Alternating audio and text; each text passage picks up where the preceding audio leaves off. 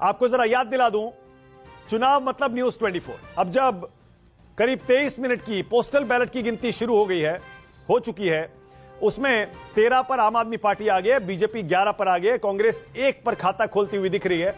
17-12 हो गया अब यह आंकड़ा। 17 पर आम आदमी पार्टी, 12 पर बीजेपी, 1 पर कांग्रेस।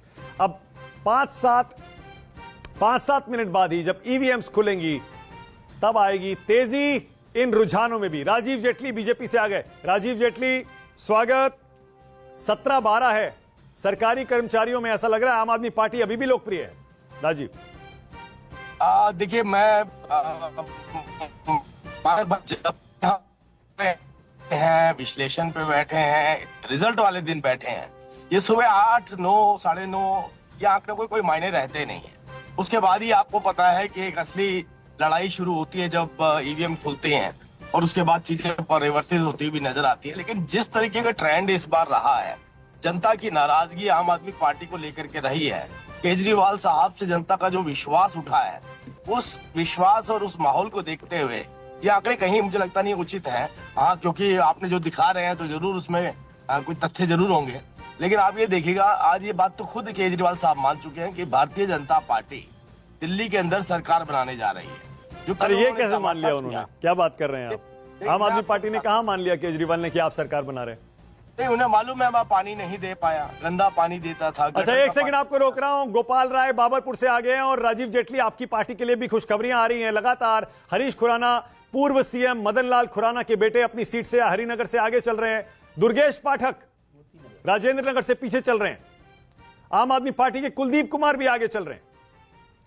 विजय जी, हरीश खुराना, अभी हाल में उनका एक वीडियो भी वायरल हुआ था, खैर वो अलग बात है, लेकिन पूर्व सीएम मदन लाल खुराना के बेटे हरीश खुराना मोती नगर से वो कैंडिडेट हैं। हाँ। और मेरे ख्याल से भारतीय जनता पार्टी के अगर सबसे लोकप्रिय नेताओं में से किसी एक को माना जाए तो वो मदन लाल खुराना रहे हैं।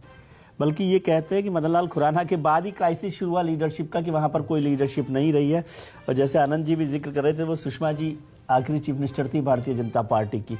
तो आप, लेकिन हरीश खुराना क्या उस तरह से सीट को लड़ रहे हैं? वो लगातार दिल्ली में रहे हैं और सीएम की रेस में होंगे अगर बीजेपी आती है तो। हरीश खुराना सीएम की रेस में तो 7LKM में पता पड़ेगा। बिल्कुल सही है। 16-13 न्यूज 24 पर दिल्ली विधानसभा चुनाव के नतीजे इस समय आप लाइव देख रहे हैं। मनजिंदर सिंह सिरसा रजौरी गार्डन से आगे चल रहे हैं।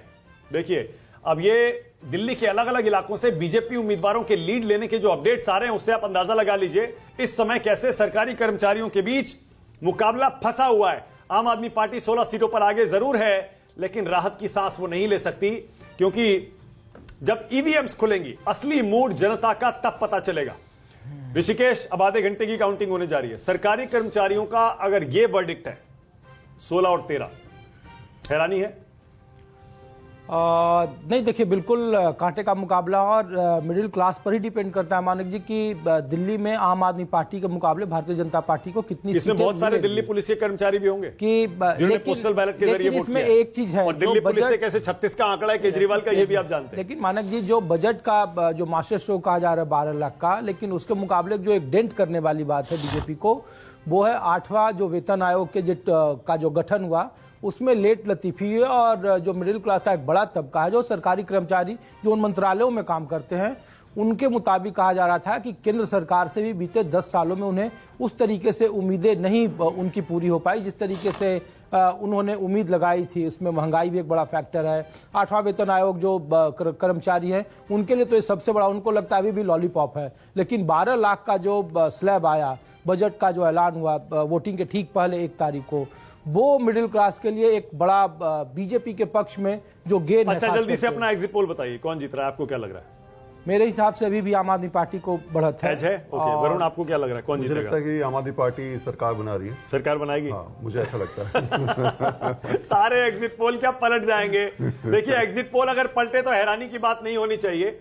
और पिछले 2-3-4 चुनाव से तो हमारा अनुभव यही रहा है कि एग्जिट पोल हो, ओपिनियन पोल हो, इस बार थोड़ा सा उन पर यकीन कम होता है। लेकिन बीजेपी अगर 15-16 में से 12-13 एग्जिट पोल्स में सरकार बनाते हुए दिख रही है, तो कुछ तो कहा जाएगा जमीन पर हवा किस तरफ है। लेकिन जब तक ईवीएम्स नहीं खुलेंगी तब तक क्या कहा जा सकता है? 15 और 14 अब बस 2 मिनट बचे हैं, जिसके बाद ईवीएम्स खुल जाएंगी 8:30 बजे के आसपास।